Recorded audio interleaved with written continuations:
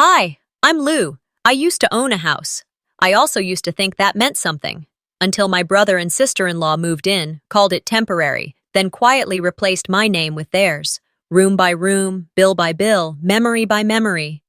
They changed the locks, told me to text first, before stepping into the home I paid for, cleaned, lived in. So I sold it. But what broke me wasn't the locks. It was how easily they wrote me out of a life I helped build. Do you ever wonder how long you can stay quiet before silence becomes erasure? It had been snowing since dawn. Not the heavy, blinding kind, but a soft, steady drift, the kind that coated everything in silence. From the window by the kitchen sink, I watched flakes gather on the porch railings like time piling up on top of itself. 3 months had passed since we buried Mom, and even now, there were mornings I still expected to hear her kettle whistling before sunrise. The house felt different now. Not quieter, just less mine. And when Darien and Celine moved in after the funeral, it seemed like the right thing to do.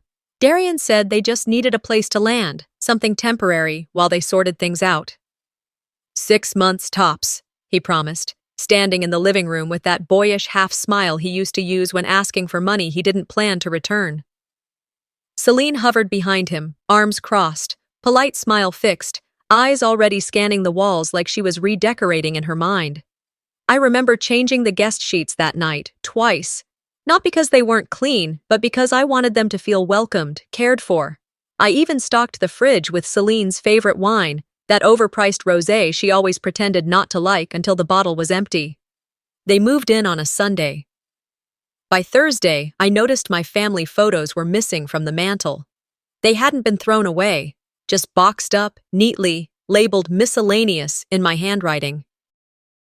I found them in the hallway closet while looking for extra napkins. I remember standing there, staring at my own childhood, frozen behind bubble wrap, wondering when it had been decided that this house no longer needed our memories out in the open. Celine started organizing dinners like she'd always lived here. Friday night pasta. Saturday night charcuterie boards. She'd invite her friends over, pour wine like a suburban Martha Stewart, and introduce me to guests as Lou, my sister-in-law. She's been kind enough to let us crash for a while. Crash?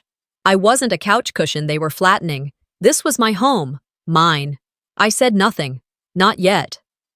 Darien spent most of his time in the basement, pretending to work on resumes, but mostly watching old sports clips. He was always just tired. I'll pick up the slack soon, he'd mumble whenever I hinted at the growing grocery list or mounting utilities. At first, I didn't mind. I'd spent years caring for Mom alone.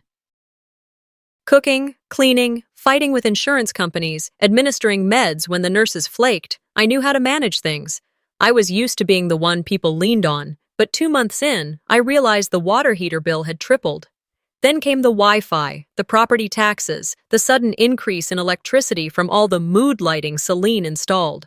One day, I opened the mail and found every envelope bore my name. My money, my responsibility. Apparently that hadn't changed, even though everything else had. I brought it up gently over dinner. Hey, I said, placing the envelope on the table beside the salad tongs. This month's bills came in. I noticed I've been covering everything. Again. Darien barely looked up from his plate. You're still handling that? He said, fork halfway to his mouth. I figured it was easier if you just did. Celine reached for the dressing without a blink. We can't take on more pressure right now, Lou, she said, voice even, almost sweet. You know that. No, I didn't. What I did know was that the people I let into my home had quietly slipped into ownership roles, replacing my photos, my routines, even my place at the dinner table. I was no longer asked what I wanted for dinner. I was informed, and sometimes not even that. It wasn't an argument. It was erosion. Each day, a little more of me was scraped away. That night, I sat on my bed with the light off, listening to Celine laugh in the kitchen. I couldn't hear the words, just the rhythm of it. Effortless, unbothered. Like nothing about this arrangement struck her as inappropriate. I reached for my phone on the nightstand to double-check something. I opened the billing app, flipped through each account. Gas, electric, water, trash, internet, all in my name. The hallway echoed with footsteps, then silence, then more laughter. I got up, walked toward the door, and paused when I heard her voice again, clearer this time, maybe on speakerphone. "No," she said, chuckling. "It's not really her house anymore. She just lives here." Just lives here. I didn't cry. I didn't slam any doors or storm into the kitchen with a speech prepared.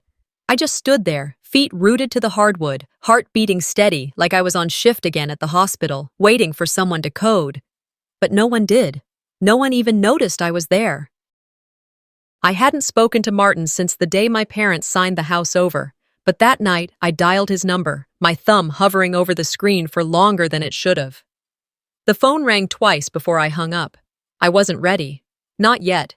Instead, I placed the phone on the nightstand and sat in the dark, thinking about the word boundaries and how it suddenly sounded like a threat.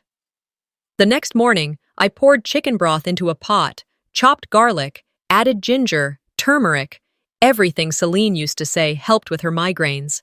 As I stirred, the smell filled the kitchen, warm and familiar, like it used to when Mom was alive. I packed the soup into a thermos, grabbed the refill of Celine's migraine meds I'd picked up for her, and headed out. I didn't text, I didn't call, I never had to before. The air was sharp and brittle, my breath curling in the cold. Snow clung to the edges of the yard. The house looked smaller than I remembered, like a photo that had been left too long in the sun. I walked up the steps, reached for the key that had hung on my ring for over a decade, and slipped it into the lock. Nothing. I jiggled it, pushed, pulled, still nothing.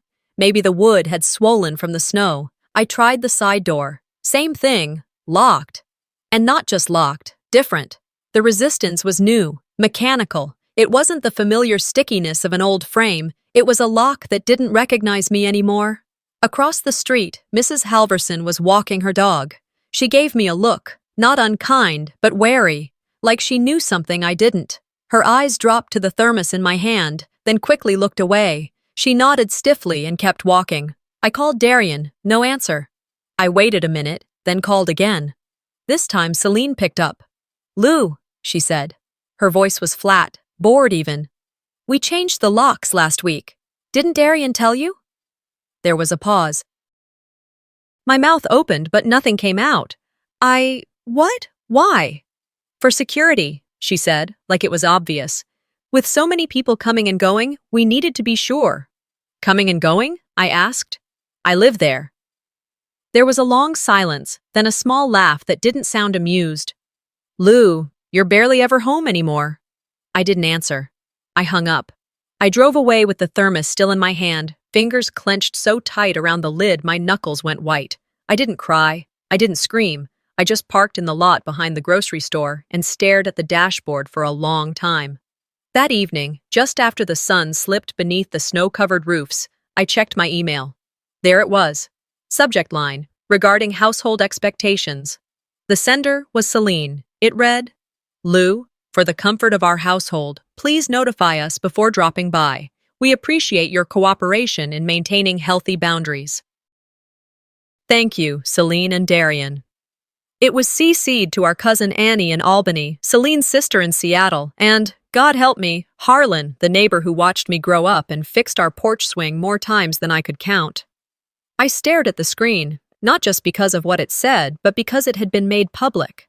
My name was now part of some digital etiquette reminder, like I'd crashed a dinner party uninvited. It wasn't a conversation. It was a broadcast. I closed the laptop slowly and walked to the mirror in the hallway. I looked at myself and tried to see what they saw. A middle-aged woman who'd given up her career, her time, her energy, who had faded into the background so far she could be rewritten like she'd never been there to begin with. I touched the edge of the mirror frame. It still had the small chip from when I'd moved it with Dad the year we renovated the living room. The chip was still there, but everything else had been scrubbed clean. This wasn't about boundaries. This was about removal. That night, I sat in bed with the deed in my lap. 10 years ago, Mom had signed the house over to me. She was still lucid then, still sharp. She said it was because I was the only one who stayed, the only one who showed up when it got hard. Dad had notarized it himself the following week. I ran my finger along the edges of the paper, the ink now faded slightly, but still there. Still mine.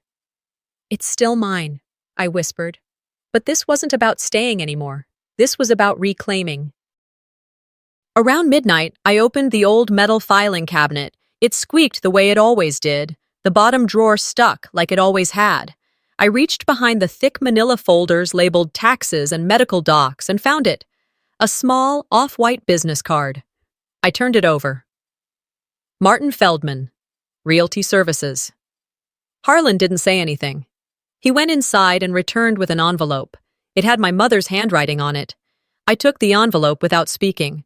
My name was written across the front in that shaky cursive she'd insisted on using, even after arthritis started twisting her fingers. It wasn't sealed, just folded closed, like she'd meant to hand it to me in person, but never got the chance. I sat on Harlan's porch while he shuffled back inside. I waited until I heard the door close behind him before I opened it.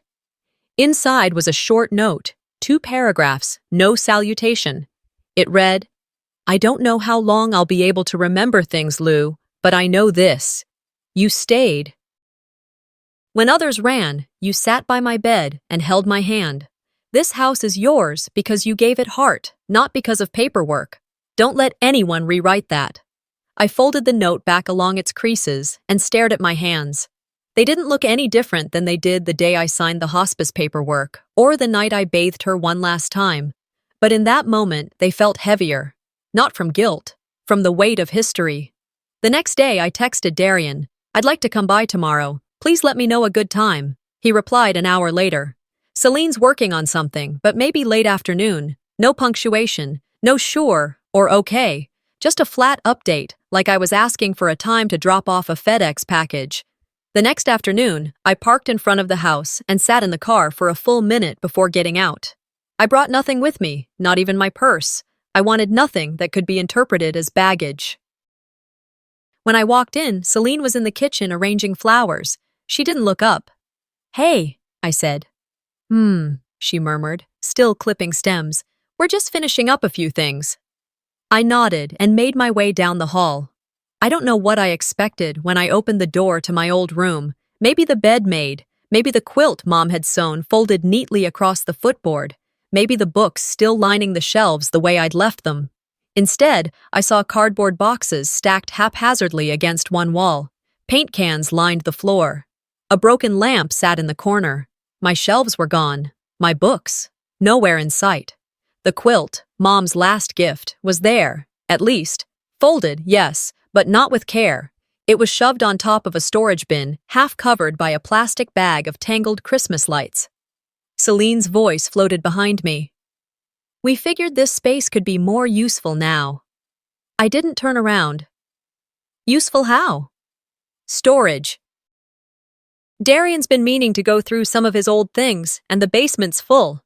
Plus, we were thinking of converting this into a workspace for me. Something peaceful." I finally looked at her. She was holding a pair of shears and wearing a linen apron like she was hosting a workshop. "This was my room," I said. "Lou," she said, stepping into the doorway. "You haven't slept here in months." "That doesn't mean it stopped being mine." She tilted her head, smiling like I'd said something quaint. "Don't take this the wrong way," she said, "but the house has shifted. The energy's different now." I left the room and walked straight to the dining table. Celine followed, but didn't speak. At dinner, the silence was thicker than the mashed potatoes. I waited until Darien was halfway through his second serving before I pulled out the envelope with the utility bill. "This came to me," I said, sliding it across the table. Darien didn't even glance at it. "Yeah?" he said, reaching for the salt. "I thought you had it." "Nearly $800, I said. "That's for this month alone." He shrugged. "You always took care of that stuff." "I'm not a foundation," I said, louder than I meant to. "I'm a human being." Celine set her fork down. "Wow," she said, drawing the word out. "So now you're pulling out? After everything?" "After everything?" I asked. "You're just gonna abandon us," she said, her voice rising. "Just like you abandoned your mom at the end." The words landed like glass breaking in a quiet room. I stood up. "I sat beside her for 6 months," I said, "while you two were still deciding if it was worth the drive." Celine crossed her arms. "We were grieving." "You were absent." Neither of them said anything. Darien looked down at his plate like it held the answers he didn't want to face. I didn't finish dinner. I didn't speak again. I got in my car and drove the few blocks to Harlan's house. When I knocked, he answered without a word and stepped aside. I sat on his porch for a minute before handing him the unopened stack of mail I'd been collecting in my glove compartment, letters that came to my name at an address that no longer felt like mine. "I'm not sure how long I've been invisible," I said, voice low, "but I think I just became done." The paper felt soft, almost fragile, worn down by time and touched by more fingers than just my own. The edges were slightly frayed, curled up in places like they'd clung to memory too tightly to let go. My mother's handwriting was still as I remembered, elegant, steady, intentional. Even toward the end, when her body betrayed her, her hands never did. The pen strokes were a reflection of the way she lived, graceful, deliberate, quietly powerful. I sat with the card in my lap, the cold wood of Harlan's porch pressing into my spine, and let the words settle somewhere inside me where no one could twist or edit them. "You're the reason this house stayed a home. Never forget that." She'd written that sentence a week before she passed. That fact alone felt like a small miracle. My name had been written clearly on the envelope. No mistakes, no confusing me with Celine's step-granddaughter or some third cousin twice removed. Just me, Lorelei. The next day, I returned to what I now referred to as my apartment. Not home, not yet, maybe not ever. Just a space I was temporarily renting while my life sat suspended in limbo, like a book someone left open on a table, mid-sentence, mid-thought, mid-collapse. I opened the drawer beside my bed and slid the card next to the folder I had started weeks before. It was a quiet folder. No labels, no declarations. But inside, it held the deed copies, scanned bills, printed emails, notarized forms. My story, in paperwork. My evidence. My proof that I wasn't the one who had imagined everything slipping away. That afternoon, trying to create some small grace in a week that had offered none, I made a gesture. A quiet one. A peace offering that wasn't really about peace, but about principle. I mailed my niece a birthday gift, 3 hardbound journals with linen covers in shades of muted rose, pine, and slate, a box of professional-grade colored pencils, and a handwritten card, my handwriting this time. "For your stories," I wrote. "Every strong woman deserves space to tell hers." I even included a quote Mom loved, something about roots and wings, how we all need both to find our place and still dream beyond it. I sealed the package with care, walked it to the post office, and paid for tracking. And in doing that, I felt something shift, just a little, as if I'd clawed back a fraction of something that had been taken. Not power, not vengeance, something quieter, agency. A week later, I opened my phone and saw a post on social media. My niece had uploaded a photo. The journals, the pencils, arranged neatly on her desk, a soft filter giving the image that dreamy glow teenagers are so fond of. Her caption read, "Aunt Celine always knows what I love. Thank you." I blinked at the screen, scrolled, scanned the comments. No mention of me. Not a word about the card I had written in my own hand, about the quote, about anything. I checked the receipt from the post office. I still had the tracking slip, entered the number. Delivered. It had arrived 3 days ago, on time, and I hadn't put Celine's name anywhere on or in the package, not on the return label, not on the card. She had intercepted it, opened it, removed my note, claimed the gesture as her own. Again. There was a moment, brief, painful, when I thought about calling my niece, just to ask, gently, if she knew, if maybe Celine had said it was from both of us, if perhaps something had been misunderstood. But I didn't call, because the truth had already arrived. And it didn't need confirmation. The truth was, I'd been erased. Again. 2 days later, there was a knock on my apartment door. It was Harlan, standing in his usual winter coat, holding a casserole dish I hadn't asked for. He wore an expression that was somewhere between guilty and sympathetic. "I thought you should see something," he said. He stepped inside and pulled out his phone. "There was a memorial dinner last week. For your mom, family only. I assumed someone had told you." I felt the air leave my body. No one had invited me. No text, no call, no email. He showed me the photo album. 23 images uploaded to an online gallery, candles flickering, plates of food I used to make for birthdays, holidays, anniversaries. Darien standing at the head of the table, a slideshow playing behind him on a portable projector. Celine with one hand over her heart, eyes closed, face turned upward like she was receiving grace from the heavens. One caption read, "She raised the most amazing children, Darien's strength, Celine's grace, truly a legacy." I read it again. Blinked. There wasn't a single photo of me and my mother. Not one. There wasn't even a mention of my name. I handed Harlan back the phone and thanked him.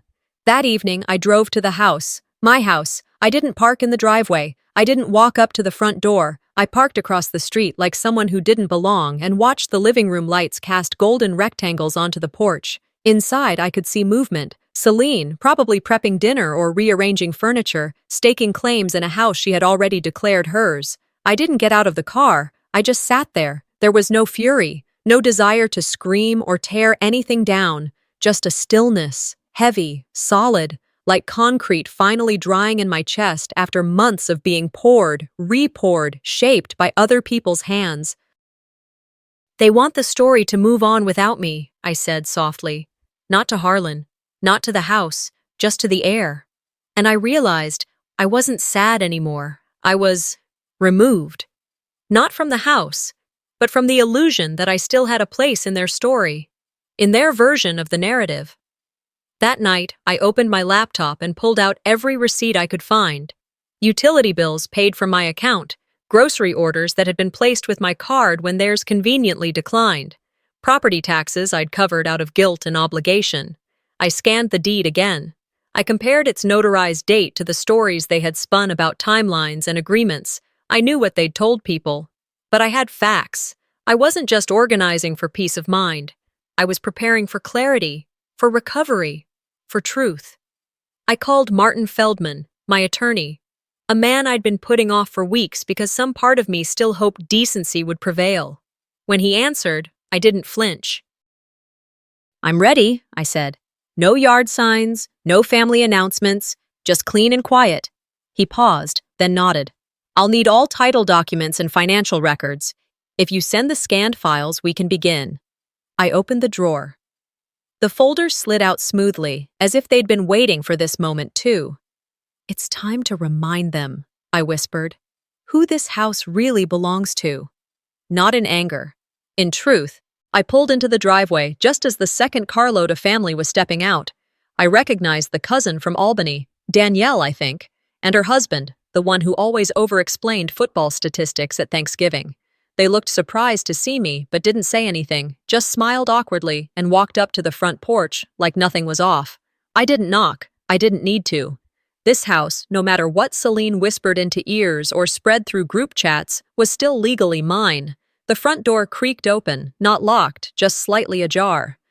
I stepped inside, and the sound of forks clinking against plates and light conversation floated in from the dining room. A brunch meeting, by the looks of it. I followed the smell of maple syrup and store-bought quiche down the hall. Celine spotted me first. Her face didn't register shock, just irritation, like someone had walked across a freshly mopped floor. "Lou," she said, voice sharp and brittle, "we weren't expecting you." I met her gaze evenly. "I wasn't expecting you to discuss my house behind my back either, yet here we are." Darien stood up from the table, napkin still tucked into the collar of his shirt. His hand moved halfway to his chest like he was trying to shield himself from whatever storm he thought I was about to bring. There were 5 people seated around the table, 2 cousins from Mom's side, one of Celine's sisters, and a man I didn't recognize but guessed was a notary or a financial advisor. A folder sat in front of him, manila, slightly creased. I walked in, pulled a chair from the far end of the table, and set it down, not at the head, not at the side, but squarely across from Darien. I sat, opened my own folder, and began laying out the contents. First, the deed. Next, the last 12 months of utility bills, all addressed to me. Then, I slid over a printed copy of the email Celine had sent, the one asking me to notify them before entering the home I owned. This, I said, tapping the top paper, is not a disruption, it's a correction. Silence thickened the room like steam. One of the cousins cleared her throat. Wait, she said softly, glancing between Darien and the folder. The house is in Lou's name? Darien didn't speak. Celine reached for a coffee cup that wasn't hers and took a long sip, as if the pause would grant her time to rewrite the scene. She's been going through a difficult time, Celine said, voice syrupy. Grief can make people, well, act out. I turned to her slowly. I've been silent out of love. Don't confuse that with absence. That cut through the pretense. I watched her swallow tightly, then glanced toward Darien for support. He still didn't say a word. Listen, she continued, shifting in her seat. I don't think this is the right venue for whatever point you're trying to make. It's the exact right venue, I replied. Because apparently, I wasn't even considered for an invitation. So I'm making my voice the only thing you can't ignore. The man at the end of the table, the one holding the original folder, opened it, scanned the front page, and said quietly, if the title is accurate, none of this can move forward without Lou's authorization. I could feel the power shift in the room. It wasn't loud or dramatic, but real power never is. It's in the stillness, in the lack of response, in the stunned looks and nervous shuffling of papers. Celine laughed, not from humor, but disbelief. Are you serious right now? She said to no one in particular. You'd really tear this family apart over property? No, I said, rising from the chair. I'm doing this because I've already been torn out of the family. This is just me refusing to disappear quietly. I turned to Darien. You don't have to defend me. You never have. But you do have to stop pretending I don't exist. He looked at me, really looked, for the first time in months.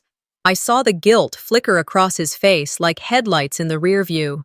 But he didn't speak, didn't nod, just dropped his eyes again. That was all the answer I needed. I picked up my folder, slid each page back in with care, and returned the chair to where I found it. As I walked toward the front door, I paused just before leaving. The next message you receive from me won't be an email, I said over my shoulder. It'll be official. Keep your calendars clear. Then I walked out. The air outside was sharp with winter, clean. I exhaled for the first time in what felt like weeks. It wasn't revenge I wanted. It was recognition. By mid-morning, the wind had shifted. That biting cold in the air, the kind that cuts through your coat no matter how thick, matched exactly how I felt when I saw Harlan's name flash on my screen. He rarely texted, and when he did, it was usually about the snowblower or a neighbor's kid needing tutoring. But this wasn't that. He'd forwarded a screenshot. A group text between Darien, Celine, and Celine's sister, Laura. Lou's not mentally stable enough to make adult decisions. She clings to the house because she has nothing else. No emojis, no hesitation, just that. I sat in my parked car outside the pharmacy, soup still warm in the passenger seat. My fingers went stiff around the steering wheel. I didn't move. I didn't cry. I didn't even blink for a few seconds. My first instinct was denial. Maybe it was a joke, sarcasm taken out of context, but that hope lasted all of 5 seconds because I knew Celine and I knew Darien better than I wanted to admit. They think they can make me doubt myself, I muttered. Like I'm not real. Like I haven't been holding everything together while they rewrote me out of it. I turned the car around. I didn't deliver the soup. I didn't refill the meds. Instead, I drove straight to the house. When I stepped inside, the first thing I noticed was the smell. Celine had swapped out the cinnamon oil diffuser for something floral, something cheap. It hit my nose the same way a department store perfume counter used to. And the hallway. The paint was new. A cool, bland gray that replaced the warm off-white I'd chosen years ago, the one Mom said reminded her of chamomile tea. But it wasn't just the color.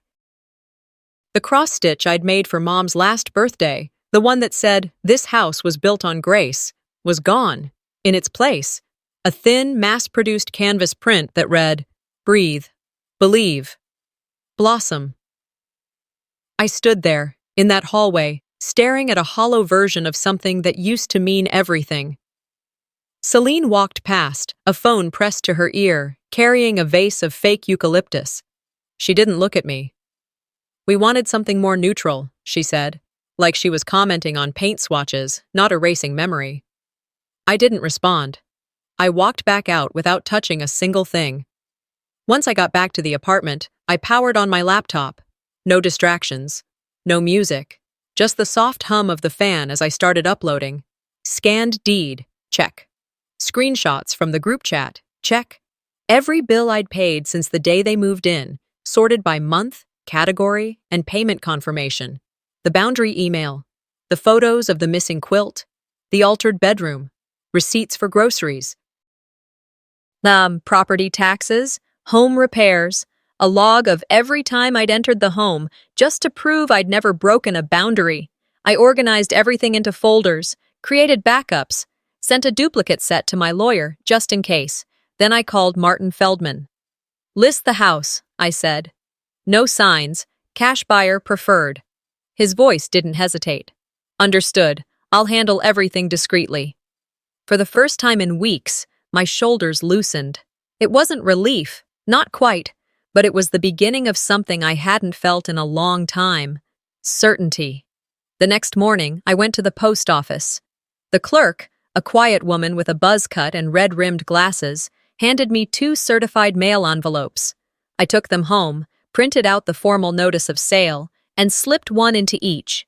Inside was everything they needed to know. Effective immediately, the property at 412 Mayfair Lane is in the process of being sold. You have 10 days to vacate. A full copy of the title transfer and deed history is enclosed. No response is required. This is not a negotiation. I mailed them both. No drama, just execution. That night, my phone lit up with a call from Celine. I didn't answer. She left a voicemail. I deleted it before playing it.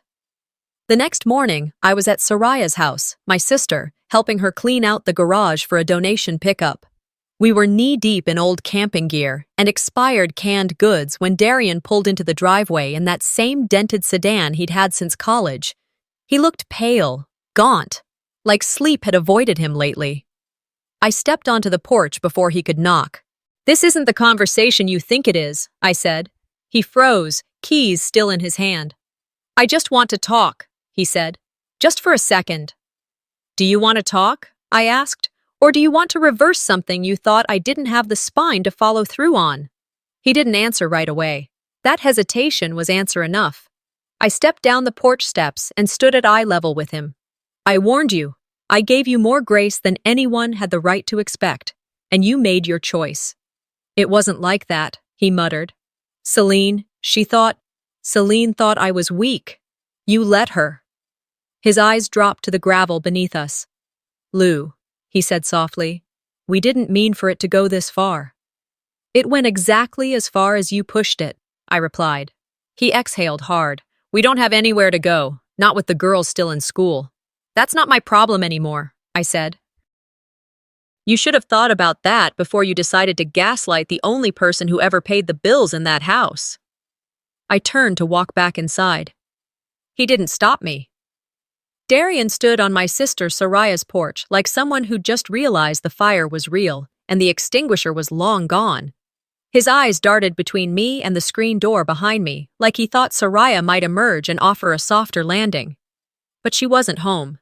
It was just me, him, and the space between us that used to be filled with childhood memories, and now only held silence and tension. "I didn't know she'd go that far," he said. "You should have said something earlier." I stayed still, both feet planted. "She? You mean Celine?" He looked down, jaw tight. "I didn't think she'd actually forge anything." I didn't blink. "You didn't think, period." I turned and walked inside without inviting him, but I didn't shut the door. If he wanted to follow, he would. And he did, quietly, hesitantly, like someone stepping into a courtroom. I sat at the kitchen table and pulled out the folder I'd already prepped. I'd known he'd come. Maybe not today, maybe not like this, but guilt eventually has to find a place to land. I opened the folder and handed him 2 documents. The first was the notarized deed from 10 years ago. The original, signed by our mother, with Dad's signature as witness. The second was the version Celine had slipped into a shared Google folder for the family 2 weeks ago. It had a different date, no notarization, and a timestamp that placed it squarely during the same week I'd been at the hospital with Mom, trying to convince the nurses she didn't need another morphine dose. "You remember this?" I asked, voice steady. "The day Mom signed the house over to me?" He didn't respond. His eyes flicked between the documents like he hoped one would vanish. "I found this version," I tapped the forgery, "in the folder you shared with Cousin Jordan, the one labeled Estate Archive. Thought I wouldn't look?" His mouth opened slightly, then shut. His shoulders sagged. "This version was created while I was in a hospital room, watching Mom forget what year it was. The real one," I slid the original forward, "was notarized 2 weeks before that." He gripped the back of the chair but didn't sit. "Lou, I didn't know she'd do that." "But she did," I said. "And you passed it on." Darien looked at me then, really looked, like he was finally seeing the years I carried alone, the bills, the hospice, the hours I spent watching Mom sleep, trying not to cry in front of her because she always hated when I fussed. "You weren't just complicit," I said. "You were active in trying to erase me." He finally sank into the chair across from me, elbows on his knees. "She thought if we made it official looking, the rest of the family would side with us." I leaned forward. "She didn't just think that. She banked on it." "She didn't mean to hurt you," he said. I laughed once, not with humor. "She changed the locks on the legal homeowner. She moved my mother's quilt into a garbage bag. And she had the gall to tell our niece the journals I bought her came from her. You think this is just about a house?" He didn't respond. "She wanted control," I continued. "And you gave it to her. Because it was easier to let me be the villain than admit you were leaning on me financially, emotionally, everything." He rubbed his face like he could wash away the truth if he just scrubbed hard enough. "We were drowning, Lou. I lost my job, the girls needed school supplies, and Celine. I was paying the bills, Darien." I didn't raise my voice. I didn't need to. "I was paying every single one while she was telling people I was unstable and that you were managing things. You think I didn't hear that voicemail she left Aunt Carol?" His head dropped. "I'm not asking for an apology," I said. "I'm not even asking for an explanation. But don't stand here like a man who just tripped and fell into betrayal. You walked into it, eyes wide open." He looked up, tears starting to gather, but I didn't flinch. "Can we undo this?" he asked. "Talk to the buyer? Stay?" I shook my head slowly. "You had more than a year to act like family. You chose something else." The silence stretched between us again. I stood, walked to the sink, and poured myself a glass of water. "You need to find another place," I said. "You have 9 days left." I didn't need him to argue. I needed him to leave. Later that afternoon, I drove back toward the neighborhood. I didn't stop at the house. I parked one street over and walked the block on foot. As I turned the corner, I saw it, propped neatly in the yard, a discreet wooden post with a white "sold" sign swinging gently in the breeze. The kind that didn't scream, didn't brag, just confirmed what was already done. I paused at the edge of the sidewalk. Celine stepped outside, phone in one hand, a cardigan wrapped around her shoulders, even though the sun was still warm. Her gaze found the sign. Then me. Her eyes didn't narrow. They didn't soften either. They just went blank, like someone looking at a reflection they didn't recognize. And her face turned pale, but it wasn't regret I saw. It was disbelief that her illusion finally cracked. Celine didn't speak as she stood there staring at the sign. Her hand, still gripping the phone, hovered near her chest like she wanted to call someone, anyone, but couldn't remember how to breathe, much less dial. The cardigan she always wore draped perfectly over her shoulders, but it didn't shield her from the shift in air around us. I didn't give her the satisfaction of eye contact. I walked right past her, my boots crunching softly against the gravel. When I reached the mailbox, I opened it, placed the manila envelope inside, and closed it with the quiet care of someone sealing a memory for the last time. The final notice didn't need embellishments. The facts were enough. Inside the envelope was everything: the closing documents, confirmation of sale, the formal vacate date, and a notarized acknowledgement that the property had been transferred, cleanly, legally, and without contest. No commentary, no gloating. Let the paper speak for me. As I walked back toward my car, I didn't look back. But I heard it. The sound of her tearing open the envelope behind me, then the soft thud of something hitting the porch. Probably the folder. Maybe the truth. Darien was seated on the steps. He hadn't looked up when I passed earlier, and he didn't look up now. His elbows rested on his knees, hands clasped like he was waiting on a verdict. When I glanced in the rearview mirror, I saw him remain exactly where he was, still and sunken. If grief had a shape, it looked like that. By the end of the week, a truck pulled up. Not a moving service, just a rented U-Haul and a few plastic bins stacked awkwardly like they didn't expect to be packing up so soon. Two neighbors lingered by their mailboxes. One waved at me. I nodded back. I didn't help them pack. I helped the new owners move in. A young couple, Sam and Eliza, with a toddler who liked to chase birds across the lawn. They were polite, a little nervous, clearly aware of the house's complications. Sam had asked gently, "Is there anything you want to take with you before we start settling in?" I shook my head. "Everything I needed is already gone." He smiled, like he understood, but I don't think he did. Not really. Still, it was enough. That night, while putting the last box in the trunk of my car, my phone buzzed, a mutual friend from church. "Hey, just heard Darien and Celine are staying in a motel off I-76. Guess the apartment they wanted fell through. Things are tight." I read the message 3 times. I thought about responding with something sharp, something that would finally say everything I hadn't allowed myself to express over the last year. But instead, I typed, "I hope they find something stable." Then I turned off my phone. A few days later, I returned to the neighborhood, not to the house, but to leave something on the porch. Banana bread, Mom's recipe, and a small card tucked inside. No name, no explanation, no signature. It wasn't for Celine or Darien. It was for the house, for the walls that held my tears when no one else did. For the hallway where I once carried trays of soup to a mother too weak to lift her head. For the bedroom that held years of devotion. And yes, for the living room where I was erased and the dining table where I found my voice again. I placed the gift at the door, turned around, and walked away. The street felt quieter now, like it had exhaled something it had been holding too long. That evening, I took a long walk, the kind I hadn't done in months. No destination, just movement. I passed by what used to be my garden. It looked different, cleaner, tidier. The wild rosebush was trimmed back. New planters framed the walkway. A child's purple watering can sat half-tilted beside a tomato plant. I paused. A little girl was digging in the soil, her brow furrowed in concentration. I didn't say anything. I just stood at the edge of the sidewalk, watching her tiny fingers pat down the earth. "Her name's Ava," said a voice behind me. I turned. Darien stood a few feet away, holding a bouquet, not wrapped in paper or ribbon, just loose stems clutched in both hands like an apology with no envelope. He looked thinner, his jaw hadn't been shaved cleanly, and for once there was no speech ready, no placating tone. "I thought you might come by," he said. I nodded once. He took a step closer, then stopped.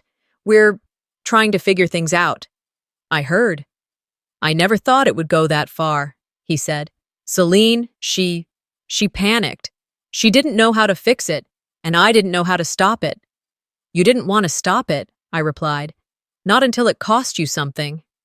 He didn't argue. "She's staying with her sister now," he added. "Just until we get sorted." I looked at the flowers in his hand, peonies and lilies, Mom's favorites. "We're visiting her grave this afternoon," he said. "Thought you might want to come." I let that sit in the air between us. Ava laughed behind him, scooping more dirt into a pot. "I'll think about it," I said. He nodded. I didn't say goodbye. I didn't need to. As I turned to leave, I felt something unfamiliar settle across my shoulders. Not forgiveness, not quite, but something like it. He was holding a small bouquet, lilies, soft pink with baby's breath tucked in like they were punctuation marks in a sentence he hadn't figured out how to say yet. For once, his eyes weren't rehearsed. There was no script in them, no defense, no detour, just Darien. The fence between us, the one that once seemed too tall to scale, too sharp to lean on, suddenly felt shorter. Or maybe I had changed, not in the kind of way that showed in photos or mirrors, but in the kind of way that rewrites how you hold your own name in your mouth. I crossed my arms, not to shield myself, but as if to hold something in, something delicate and unspoken that I wasn't ready to offer back into the air between us. "It's Mom's anniversary," he said. "Celine's inside the church." "I didn't know if you'd come." I looked down at the flowers in his hand, a small, respectful gesture, the kind that tries to bridge something without pretending it never broke. "I wasn't sure either," I replied softly. The silence that settled between us didn't demand to be filled. It just existed, weighty and real, like the pause after a long sigh. Behind us, birds chirped in some far-off tree, and the wind moved gently through the evergreens lining the gravel path. It should have felt peaceful. It didn't. Darien's breath caught in his throat for a moment before he let it out slow. "We messed up," he said finally. "And I think we told ourselves a version of the story that made it easier to sleep at night." He didn't say, "Celine pressured me," or "we didn't think it mattered." He didn't shift blame, didn't try to pad the edges of what he'd done or left undone. That alone stopped me cold. I reached into my coat pocket and pulled out a photo I'd kept for over a year, folded into an envelope that had lived in my glove box through 2 seasons. I handed it to him without explanation. It was from a summer long gone. One of those days that felt insignificant at the time, but now held gravity. Mom stood in the middle, one arm around me, our heads thrown back in unguarded laughter. Darien was there too, a bit off to the side, caught mid-blink, looking away. "You were there," I said quietly, "but you weren't looking." He held the photograph like it was something sacred. His eyes shimmered, then hardened with restraint. No tears fell, but they could have. "I didn't sell the house out of revenge," I added, my voice clear. "I sold it because I'd already lost too much inside those walls, more than you realize." Darien nodded once, a gesture that said, "I hear you now," even if it was too late to change what already happened. The old wooden doors of the church creaked open behind us, and Celine stepped out into the light. She looked smaller than I remembered. Her makeup was minimal, her hair pulled back too tightly, like she was holding herself together with bobby pins and sheer will. Her eyes were red, not from artifice, but from grief or regret or exhaustion, maybe all 3. "I'm sorry," she said, barely louder than the wind. I didn't step forward.